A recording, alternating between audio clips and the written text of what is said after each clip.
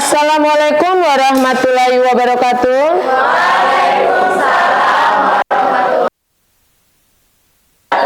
Apa kabar anak-anak? Sehat semua? Alhamdulillah sehat semua. Ada yang sakit hari ini? Ada 2 orang. Ini ibu sambil absen ya. Ada yang masih ingat keyakinan kelas yang sudah disepakati? Ada lagi yang masih ingat? Selain disiplin, terus apa lagi Cica? Menghargai Guru. Menghargai guru juga. Menghargai teman-teman. Iya, menghargai guru dan teman-teman. Tujuan pembelajaran pada saat ini yaitu kalian nanti diminta untuk menjelaskan hormon pada reproduksi manusia. Oke?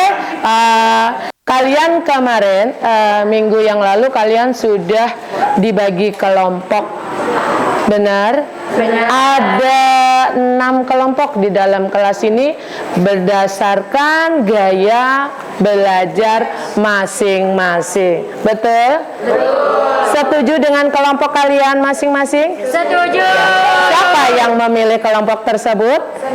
Sendiri. Apakah ibu yang menentukan? Tidak. Berarti gaya belajar kalian berdasarkan keinginan dan minat belajar kalian, betul? Betul. Oke. Nah, ini nanti kita akan melakukan presentasi. Siapa yang presentasi? Nanti ini kelompok. Oke, visual ya. 4. Oke.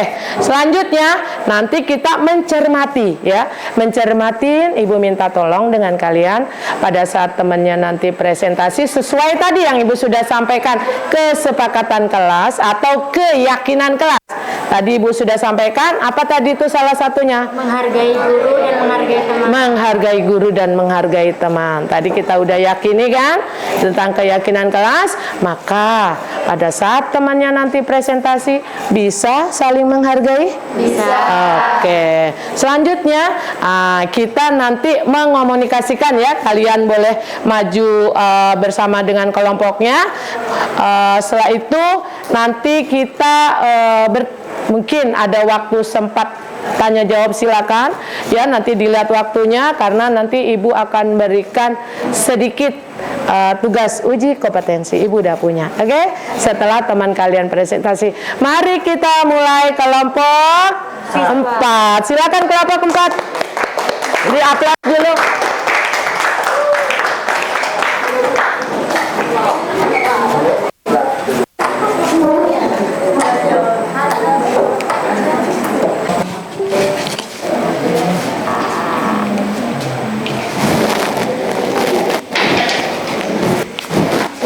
Diatur biar bagus.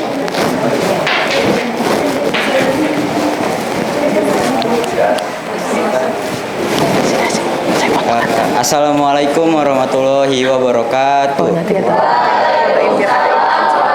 Oke, saya nggak usah di situ ya, di belakang aja nggak apa-apa. Perkenalkan, kami dari kelompok 4 dengan gaya belajar visual. Kelihatan saya kalau di sini. Di sini ada saya Saiful Ijan Prasetyo. Nggak apa-apa, kelihatan lebih bagus. Oh ya. Ada saya Muhammad Rafi Trisal Prayoga. Dan saya Asyaf Sadik Bahtera. Saya Devia Priliana. Saya Aisyah Rosalia. Saya Aifa Nurul Askia. Saya Laura Felisa Cynthia. Jadi di sini kami akan menjelaskan hormon reproduksi. Hormon reproduksi adalah zat kimia yang membantu menjalankan proses pada organ reproduksi, pada organ seksual serta proses pembuahan. Absen ibu.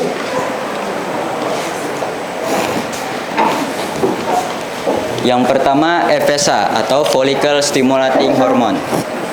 Follicle Stimulating Hormone merupakan sel yang terdapat pada pria maupun wanita yang diproduksi oleh kelenjar hipofisis yang berada di otak. Fungsi FSH pada wanita berperan dalam proses ovulasi dan membantu siklus menstruasi, memengaruhi perubahan fisik pada remaja saat masa pubertas, dan berperan terhadap proses pembentukan sel telur di ovarium. Sementara pada pria, hormon FSH memiliki peranan dalam produksi sperma. Hormon ini dibutuhkan sel Sertoli di dalam testis untuk memproduksi protein pengikat androgen untuk membentuk sperma yang sehat. Berikutnya adalah luteinizing hormone atau LH. Luteinizing hormone adalah hormon yang diproduksi oleh hipofisis yang dimiliki oleh pria dan wanita. Pada wanita, LH memiliki fungsi sebagai pemicu pelepasan sel telur pada ovarium dan mengatur siklus menstruasi. Sedangkan pada pria, LH sendiri memicu atau merangsang hormon testosteron untuk produksi pada sperma.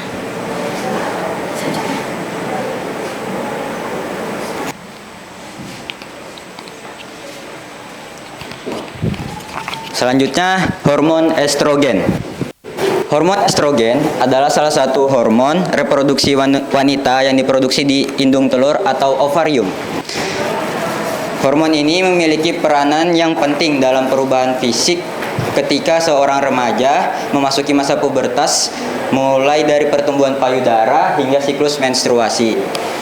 Pada saat seorang wanita hamil, hormon ini juga diproduksi oleh plasenta untuk membantu menjaga kesehatan ibu hamil, mengatur proses metabolisme diantaranya pertumbuhan tulang dan kadar kolesterol. Meski begitu, pria juga memiliki hormon ini walaupun jumlahnya sedikit. Hormon estrogen pada pria berperan dalam kesehatan sperma.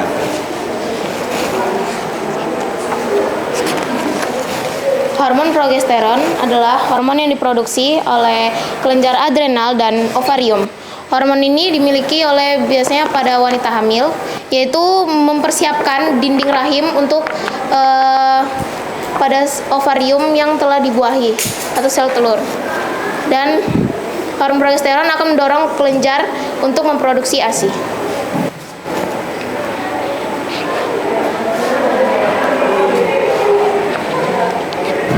Lalu selanjutnya ada hormon testosteron. Hormon testosteron merupakan salah satu hormon reproduksi pria yang diproduksi di testis. Meski disebut sebagai hormon laki-laki, namun wanita juga memilikinya meski dalam jumlah yang sedikit. Hormon testosteron memiliki peran penting dalam proses produksi sperma, mengendalikan gairah seksual hingga kepadatan tulang hingga massa otot. Sedangkan fungsi hormon testosteron pada wanita dapat menjaga kekuatan tulang, berperan dalam gairah seksual, mengontrol suasana hati, serta hingga dapat meringankan nyeri. Selanjutnya ada gonadotropin releasing hormone atau GnRH. Hormon ini memiliki peran penting bagi kesuburan pria dan wanita. Hormon GnRH ini diproduksi di bagian otak yang bernama hipotalamus. Kadar hormon ini akan meningkat pada saat seseorang memasuki masa pubertas. Hormon GnRH ini akan memicu pelepasan kelenjar pituitari, yakni hormon FSH dan LH. Hormon keduanya merupakan hormon yang mengontrol produksi sel telur pada wanita dan produksi sperma pada pria. Selanjutnya ada proses pubertas pada manusia. Pubertas merupakan tahap perkembangan manusia yang menandakan transisi dari masa kanak-kanak menuju masa dewasa. Pada tahap ini terjadi perubahan fisik dan emosional yang signifikan akibat aktivasi hormon reproduksi. Perubahan fisik wanita pada masa pubertas. 1. Perkembangan payudara. 2. Munculnya menstruasi. 3. Pertumbuhan luar dan ketiak. 4. Pipi menjadi lebih lebar. 5. Peningkatan di badan. 6. Perubahan suara. Perubahan fisik pria pada masa pubertas. Yang pertama, pembesaran penis dan testis. 2. Munculnya mimpi basah. 3. Pertumbuhan rambut, kelamin, dan ketiak. 4. Perubahan suara menjadi lebih berat. 5. Peningkatan tinggi badan. 6. Perkembangan otot.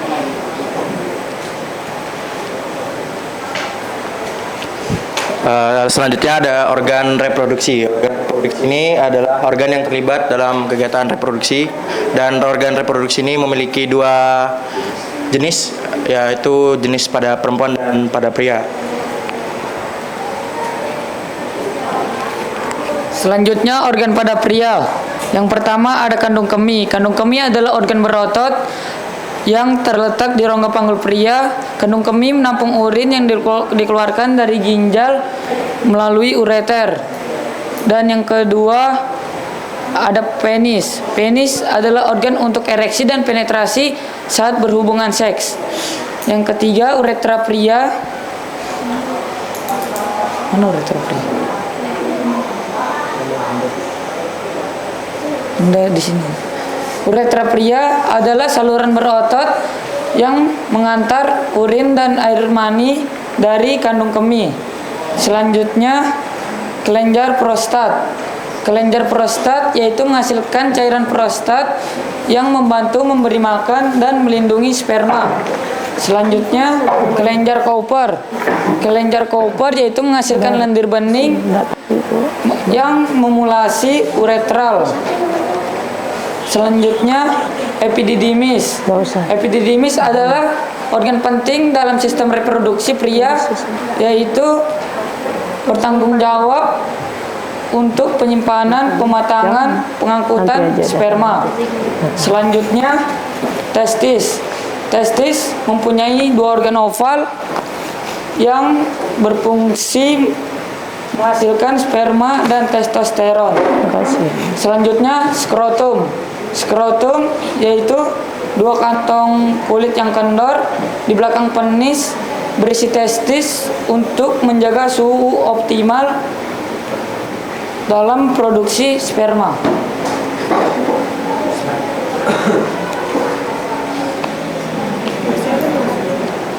Selanjutnya ada organ reproduksi wanita. Yang pertama ada ovarium. Ovarium adalah sepasang organ wanita yang terletak di panggul wanita, satu di setiap sisi rahim. Mereka bertanggung jawab untuk mengontrol produksi sel telur wanita dan hormon seks wanita, estrogen dan progesteron. Struktur ovarium dilapisi oleh selaput tipis yang disebut jaringan epitel. Di bawah epitel terdapat korteks yang mengandung folikel. Medula ovarium berada di pusat ovarium yang mengandung jaringan ikat, pembuluh darah dan saraf. Selanjutnya ada uterus atau rahim. Uterus adalah organ berotot berongga yang terletak pada pinggul yang berfungsi sebagai tempat tumbuh dan berkembangnya janin. Lalu ada tuba fallopi. Tuba fallopi merupakan dua saluran yang mengantarkan sel telur dari ovarium ke rahim.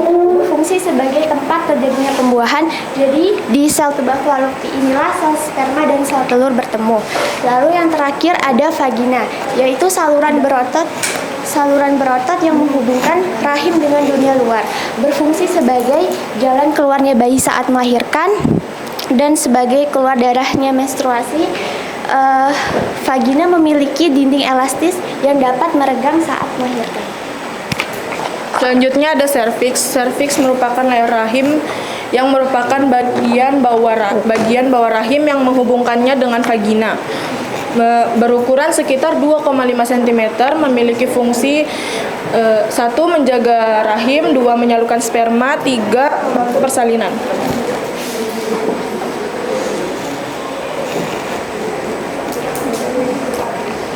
Selanjutnya ada gangguan atau kelainan penyakit pada organ reproduksi.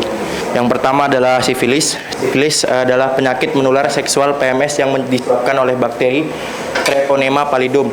Dan kedua adalah gonore. Gonore atau sering disebut kencing nanah adalah penyakit yang disebabkan oleh bakteri Neisseria gonorrhea. Bakteri ini menyerang selaput lendir pada organ reproduksi serta termasuk leher rahim, vagina, rektum atau usus besar dan konjungtiva mata atau pada bayi baru lahir. Selanjutnya ada infertilitas. Infertilitas adalah ketidakmampuan untuk hamil setelah 1 tahun atau 6 bulan bagi wanita di atas usia 35 tahun berhubungan seksual tanpa kontrasepsi. Infertilitas dapat terjadi pada pria, wanita, atau keduanya. Penyebabnya bisa karena gaya hidup yang tidak sehat dan stres. Selanjutnya ada gangguan menstruasi. Gangguan ini dapat menyebabkan perubahan pada durasi menstruasi yang terlalu lama ataupun sebentar, atau nyeri haid yang parah.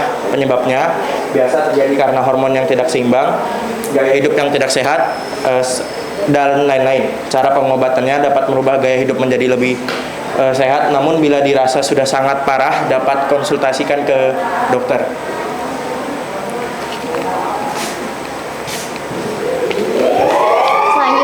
Proses menstruasi, di mana menstruasi adalah proses alami pada wanita usia 12 sampai 52 tahun atau masa menopausnya. Terjadi sebulan sekali. Proses ini merupakan bagian dari siklus menstruasi yang mempersiapkan rahim untuk masa kehamilan. Selanjutnya ada kalender menstruasi. Saya menggunakan tanggal saya sendiri. Jadi pada awal Juni itu saya bisa jadi menstruasi pada tanggal 14. Itu terjadi durasi pada 5 sampai 6 hari. Itu bisa aja 5 sampai 6 harinya itu masa flek-fleknya. Terus di bulan Juli bisa saya terjadi pada tanggal 14 lagi berdurasi 5 sampai 6 hari. Di bulan Agustus bisa saja saya menstruasi pada tanggal yang maju atau mundur seperti tanggal 10 atau tanggal 20 sesuai dengan siklusnya. Menstruasi terbagi menjadi 4 fase. Fase pertama itu fase menstruasi hari 1-5, di mana dinding rahim yang menebal pada siklus sebelumnya luruh dan keluar melalui vagina sebagai darah menstruasi. Fase kedua ada fase folikuler, di mana hormon FSH memicu pertumbuhan beberapa folikel di ovarium. Folikel yang dominan akan matang dan bersiap untuk melepaskan sel telur. Fase ovulasi, sel telur matang dilepaskan dari folikel. Dalam proses ovulasi, hormon LH memicu pelepasan ini. Sel telur yang dilepaskan siap untuk dibuahi oleh sperma selama 24 atau 48 jam. Fase luteal, di mana folikel yang pecah setelah ovulasi berubah menjadi korpus luteum yang menghasilkan hormon progesteron. Progesteron membantu mempersiapkan endometrium untuk kehamilan. Jika terjadi pembuahan, korpus luteum menyusut dan kadar progesteron turun. Hal ini memicu peluruhan endometrium dan mulainya menstruasi berikutnya.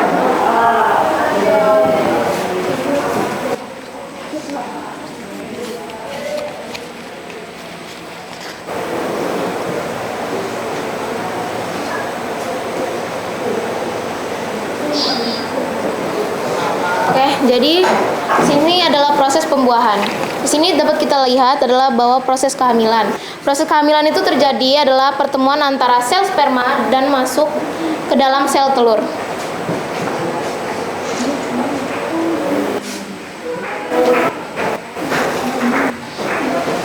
Jadi di sini adalah sel telur yang keluar dari ovarium lalu ditangkap oleh fimbriae dan masuk menuju tuba falopi. Ovarium sel telur biasanya bertahan hanya dapat 24 jam setelah dikeluarkan oleh ovarium. Setelah itu sperma masuk. Sperma dapat dihasilkan sebanyak 400 juta dalam sekali ejakulasi ataupun lebih, tapi hanya ratusan sperma saja yang dapat mencapai sel telur. Di antara ratusan sperma ini, mereka sedang berusaha untuk menembus dalam cangkang sel telur dan hanya dapat satu sperma saja yang menembus dan masuk ke dalam sel telur. Namun di beberapa kasus dapat menjadi 2 dan itu dapat kita kenal sebagai bayi kembar. Setelah itu mereka akan mempenetrasikan sperma dan akan mengkombinasikan materi genetiknya dan ini disebut pembuahan. Setelah proses pembuahan ini, sel telur disebut menjadi zigot. Lalu ini akan berjalan menuju ke rahim. Nih. Setelah di rahim, dia akan menempel di dinding rahim dan disinilah mereka akan menjadi embrio.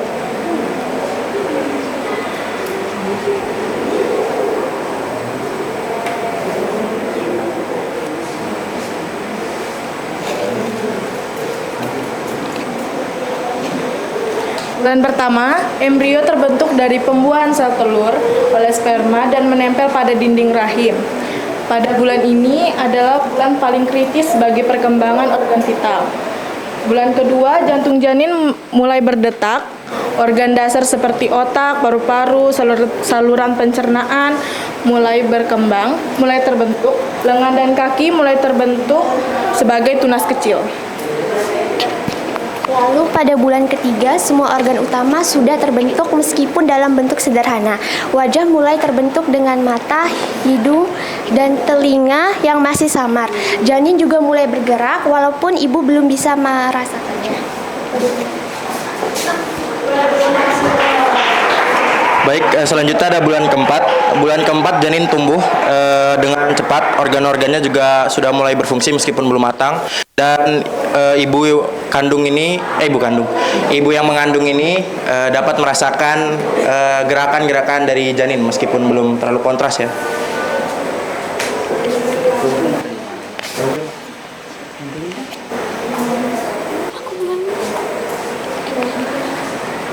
Pada bulan keempat, rambut halus dan kuku. Bulan 5, rambut halus dan kuku mulai tumbuh. Janin bisa menghisap jempolnya dan merespon suara. Jenis kelamin biasanya sudah mulai terbentuk melalui USG.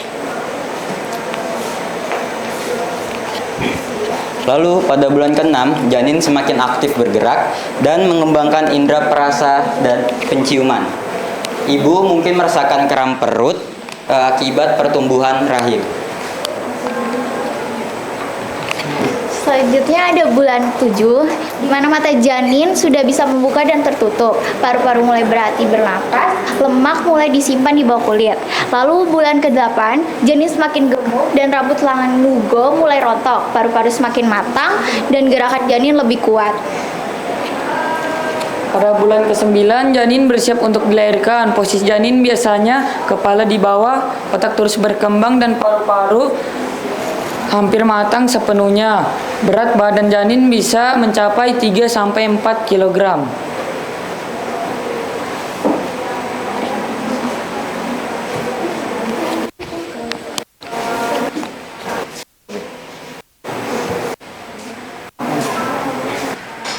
Selanjutnya di sini ada pohon KB, di mana terdapat jenis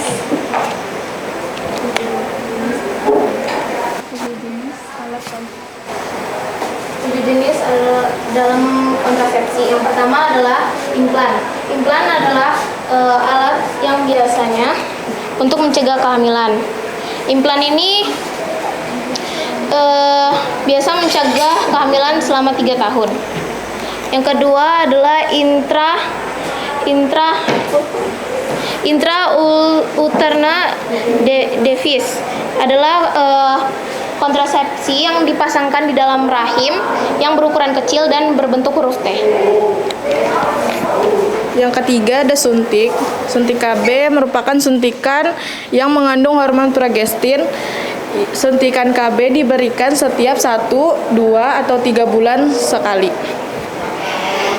Selanjutnya tuh ada pil, di mana pil itu terbagi menjadi 2, dan ini cuman bisa di ini ya, dapat apa namanya, dari dokter gitu, ya resepnya dari dokter.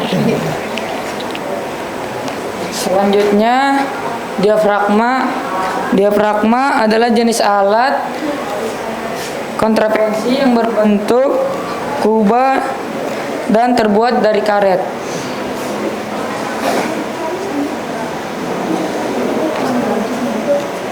Siapa?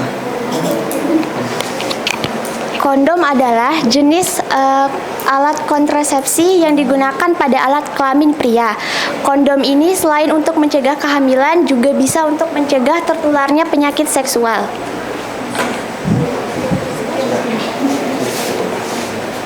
Sekian presentasi dari kelompok kami. Apakah ada yang mau ditanyakan sebelumnya?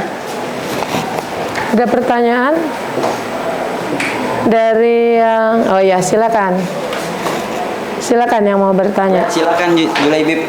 Kasih dulu itu. Oh, Bisa. pikir kamu. Ya, silakan Panisa. Ya. Sebelumnya perkenalkan saya Fadila Rahma dari kelompok 1.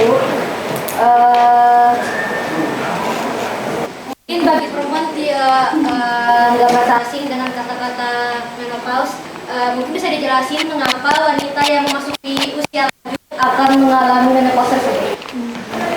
Kan para wanita dijawab. Mungkin pertanyaannya diulang lagi ya. Ya. Ya, Lebih agak.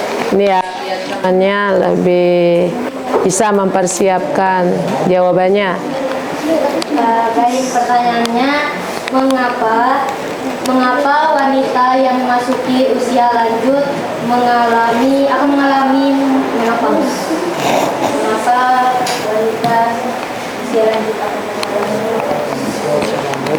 menopause? Oke, siapa moderatornya? Silakan. Jadi jawabannya karena Moderatornya siapa? Silakan ya. Satu aja langsung. menjawab.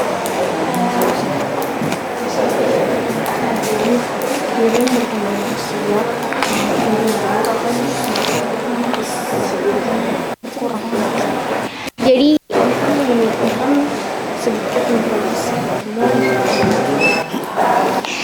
masa menopause itu dimana mungkin usia yang udah nggak ada menstruasi lagi, wanita usia lanjut sudah nggak menstruasi lagi, itu karena seiring usia bertambah, indung telur akan makin sedikit memproduksi hormon wanita.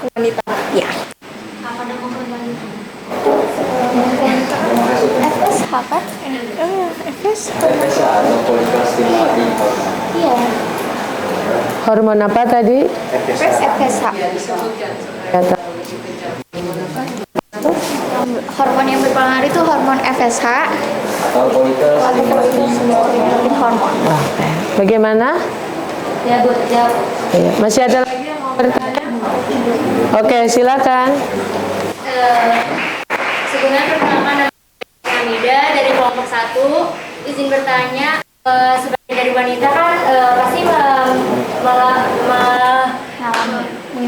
mengalami menstruasi. Nah, dari menstruasi ini apa sih yang menghambat kayak menyebabkan supersesi itu tidak teratur? Itu dimana pola makan yang tidak teratur, kayak tidak sehat juga, tidak kurang makan sayur-sayuran, berolahraganya kurang, stres, kurang HB itu.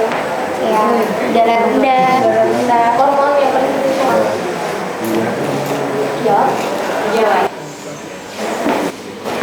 Masih ada lagi? Dari silakan. Silakan. Ya. Perkenalkan, saya seperti yang tadi disebutkan bahwa iman dalam mencegah kehamilan dengan jangka waktu 3 tahun. Apakah ada efek samping yang memungkinkan tidak bisa hamil selamanya? Jika iya, kenapa? Coba pertanyaannya pelan-pelan, Nak. Pelan-pelan. Apakah ada efek samping yang memungkinkan tidak bisa hamil selamanya? Jika iya, kenapa? Implan. Oh, implan. Apakah ada efek sampingnya?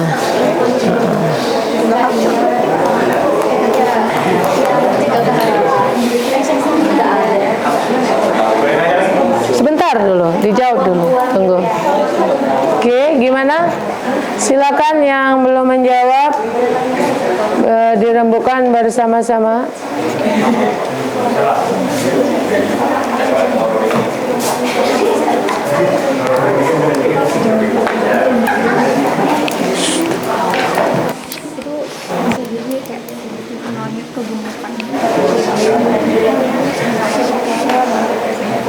Ayo yang lakukan boleh.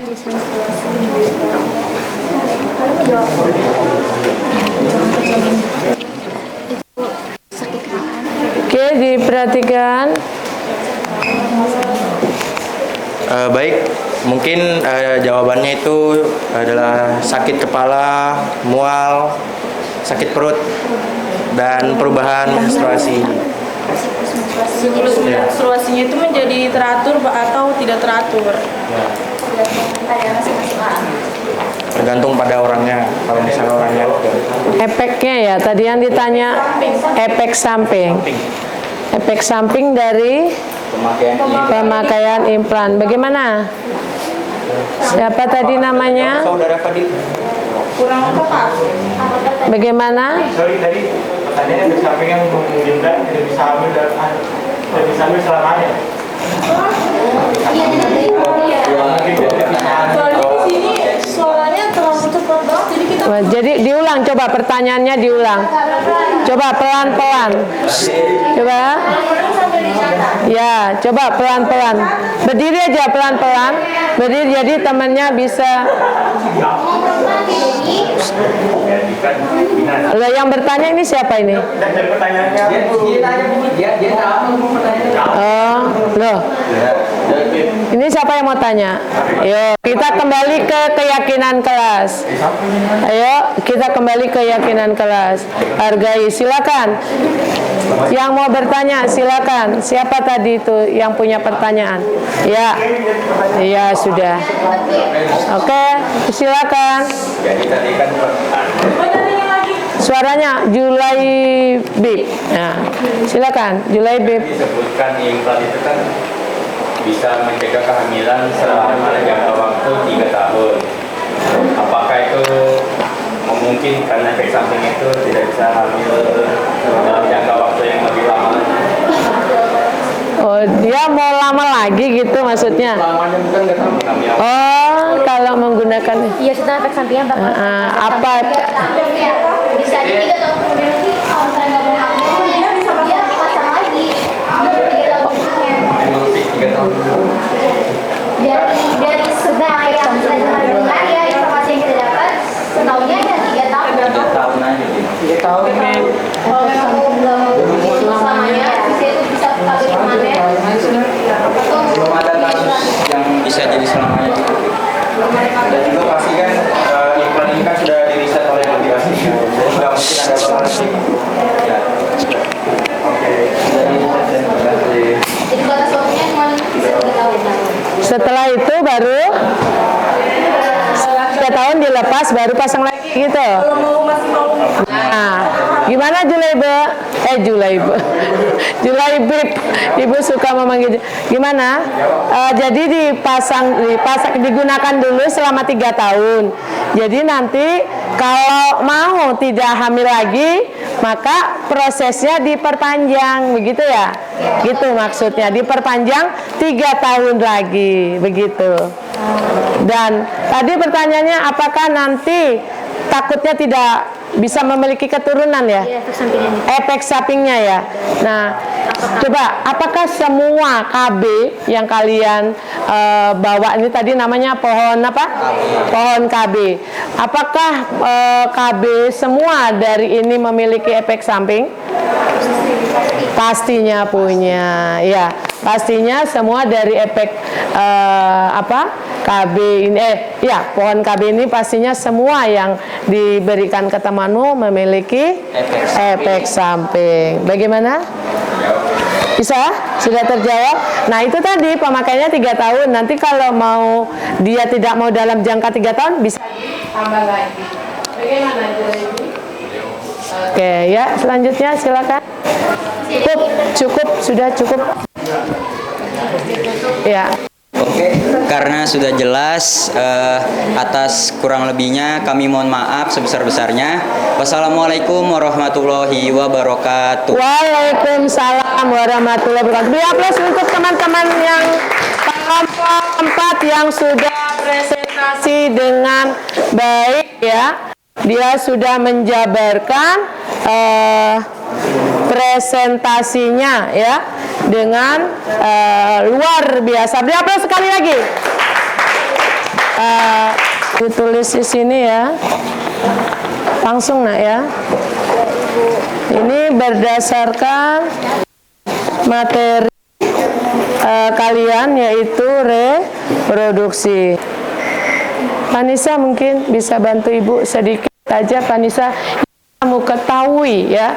Jadi Ibu ajak kalian untuk merefleksi pembelajaran yang tadi sudah disampaikan teman. Ibu tadi juga sudah menyampaikan itu berkaitan dengan pembelajaran kemarin ya. Silakan Vanessa bantu Ibu. Berdiri silakan. Yang kamu ketahui. Menurut saya pembelajaran organ reproduksi manusia pada hari ini itu memiliki peran yang sangat penting, mulai dari hormonnya dan juga penyakit-penyakitnya dan masa-masa pubertas, masa menstruasi, dan juga menjelaskan organ kelamin pada perempuan dan laki-laki, dan juga pada proses pembuahan. Menurut saya itu materinya semuanya dapat diterima dengan baik, dan isinya juga menurut saya itu sudah sangat bagus dan mudah dimengerti, dan juga dari penjelasan tersebut kita juga bisa mengetahui hormon-hormon apa saja yang terlibat pada masa-masa tertentu. Terus juga kita bisa mengetahui bagaimana proses menstruasi, pembuahan, dan juga kita bisa mengenali penyakit-penyakit yang ada pada organ reproduksi manusia. Itu juga bisa istilahnya membantu kita untuk bisa mencegah penyakit tersebut supaya tidak terkena penyakit tersebut, dan juga beberapa ada materi yang menjelaskan tentang bagaimana ataupun fungsi dan manfaat dari bereproduksi. Wah, luar biasa, panjang sekali. Setuju dengan pendapat Vanessa? Luar biasa. Ada yang berpendapat lain? Apa yang kalian dapatkan pada pembelajaran di siang hari ini? Ada yang lain dari kelompok yang tadi sudah maju? Mungkin dari laki-laki ya, Ibu minta tolong ya. Siapa ya laki-laki ya yang bisa bantu Ibu ya? Coba siapa? Siapa? Oh, Julaibi ya. Siapa saja yang ketahui tentang mungkin tadi pohon kali ya, pohon KB. Silakan Julaibi ya. Luar biasa. Apa saja yang kamu ketahui tentang pembelajaran di hari ini? Silakan berdiri, Julaibi. Ya, silakan. Apa saja yang kamu ketahui pembelajaran di? Apakah menurut Julaibi pembelajaran hari ini menyenangkan? Ya, menyenangkan. Julebib sangat suka dengan pembelajaran hari ini. Nah, silakan perasaanmu diungkapkan. Apa yang kamu dapatkan dari pembelajaran hari ini? Silakan Julebib. Saya merasa senang dengan pelajaran kali ini karena saya mendapatkan banyak ilmu tentang bereproduksi, dari mulai penyakitnya, terus jenis-jenis hormonnya, sama fungsi-fungsi organ reproduksinya. Saya jadi tahu lebih banyak lagi. Pada penyakit kelamin saya lebih baik tahu tentang itu. Jadi terutama pada penyakit kelamin. Berarti bagaimana cara kita menjaga agar kita semua ya, maupun penyakit kelamin tadi, bagaimana caranya? Tadi ada Ibu dengar dari kelompok 4 tadi, bagaimana caranya nak? Gaya hidup yang sehat. Gaya hidup yang sehat seperti apa? Agar kita tidak terkena, gimana? Coba bisa berdiri jadi suaranya lebih nyaring, Laura. Silakan Laura. Nah.